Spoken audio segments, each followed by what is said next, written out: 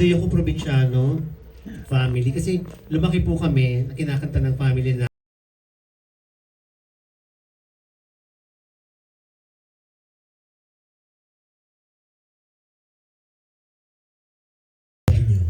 what particular song or songs makapagbabalik ng memory niya?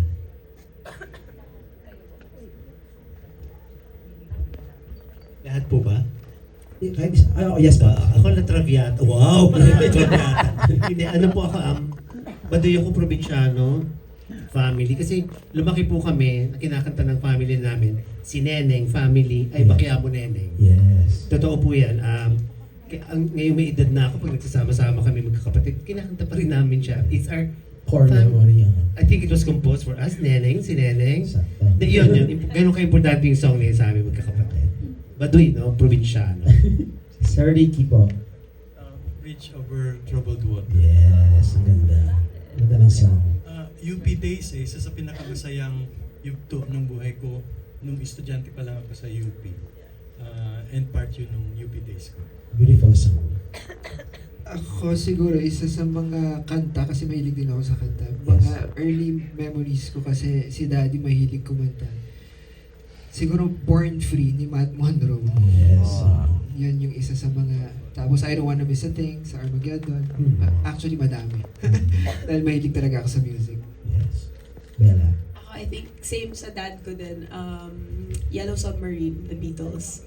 Tapos kung sa pelikula, yung sa City of Angels, anong title nun? Yung Iris. Oh, para for me, best ever written song for a film. Susunod sa Special Memory. Na sinulat ni Martin Rivera para sa movie namin. Yes. Bagong-bago. Walang ibang version. Yun po. Yun, Iris, tsaka Yellow Submarine. And last question kay Bella and Carlo. Speaking of films pa rin, so ano yung tatlong films nyo ang gusto nyong maritin sa memories ng mga audience? Tatlong films. Our films. Yeah, your projects nyo. Mauna na ako. Meet Me at St. Gallen. Yes, of course. And now this Special Memory. And first film I directed, 366. Yes. Yeah. Thank you. And Carlo, 3 movies. Sa dami. Ang hirap, ano? Top 3. Mahal, walang top 3. Yeah, wala. Mahirap yung top 3. Yeah, nga eh. Oo, mahirap sagutin yun. Oo. Top of mind lang. Lahat eh, nagpa-pile up sila.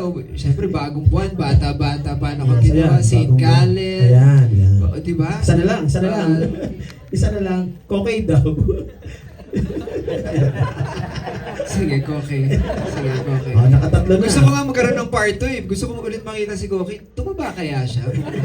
Nag-gain kaya siya ng weight? Ang dami kasi sobra. Oo. Okay, thank you guys. Best of luck. Thank you very much.